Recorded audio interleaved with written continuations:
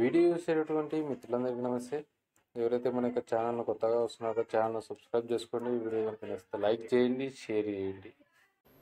పూర్తి స్థాయిలో ప్రక్షాళన చేసి చైర్మన్తో పాటు సభ్యులను ఏర్పాటు చేసుకొని ఒక ప్రక్కన జాబ్ క్యాలెండర్ను నిర్వర్తించాలని అతి త్వరలో జాబ్ క్యాలెండర్ని కూడా ప్రకటన చేసుకొని ముందుకు పోతా ఉన్న తరుణంలో మనందరికీ కూడా తెలుసు, ప్రభుత్వ ఖాళీలు కానీ రాష్ట్రంలో ఉన్న యువత,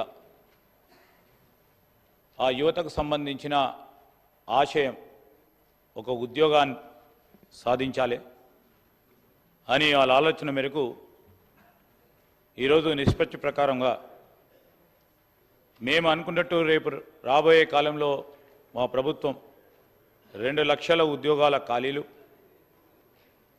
జాబ్ క్యాలెండర్ ద్వారా నిర్వహణ చేసి నిర్వర్తించి వారికి ఉద్యోగాలు కల్పించినప్పటికీ దాదాపు ఇంకా 20 లక్షల పైచిలుకు నిరుద్యోగ యువత ఉపాధి గురించి ప్రయత్నం చేస్తూనే ఉంటారు అధ్యక్ష.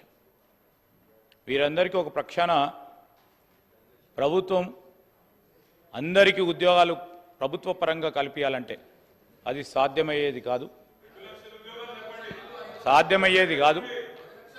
ఈరోజు ముందే చెప్పాం అధ్యక్ష, ఈరోజు మిగతా వారికి మేము కల్పిస్తామనే 2 లక్షల ఉద్యోగాలకు సంబంధించి ఒక ప్రణాళిక సిద్ధం చేసుకొని జాబ్స్ క్యాలెండర్ను ప్రకటన చేసుకొని ఆ విధమైన ఆలోచన చేసుకొని ఈరోజు ఈ రాష్ట్రానికి సంబంధించిన యువత విషయంలో ఒక ప్రణాళిక సిద్ధం చేసుకొని రాబోయే 20-30 సంవత్సరాల వరకు రాష్ట్ర యువత నిరాశ నిస్పృహలతో ఉండకుండా ఒక ఆలోచన చేస్తా ఉన్న సందర్భంలో ఇంకో ప్రక్కన ప్రైవేట్ రంగంలో కూడా ఉపాధి కల్పన చేయాలి.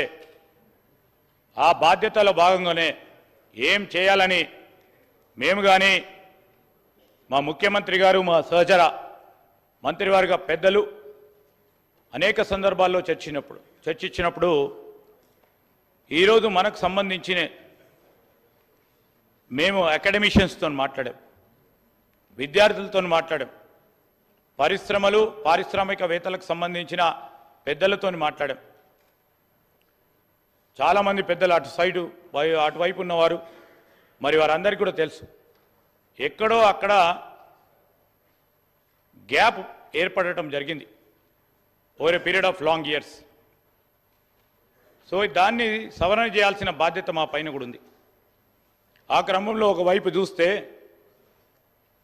ఈరోజు మన యూనివర్సిటీస్, మన విద్యాలయాలు, మన కళాశాలలు, విశ్వవిద్యాలయాలకు సంబంధించిన ఒక ప్రక్కన అనుభవం గల అధ్యాపకులు ఉన్నా, ప్రొఫెసర్స్ ఉన్నా, ఈరోజు కరికులం ఒకవైపు అకాడమిక్ పరంగా పూర్తి స్థాయిలో రాష్ట్రానికి సంబంధించిన విద్యను ముందుకు తీసుకెళ్లే ప్రయత్న భాగంలో వారు చేస్తూ ఉన్న ప్రయత్నాలు చేస్తున్నప్పటికీ పరిశ్రమలకు సంబంధించి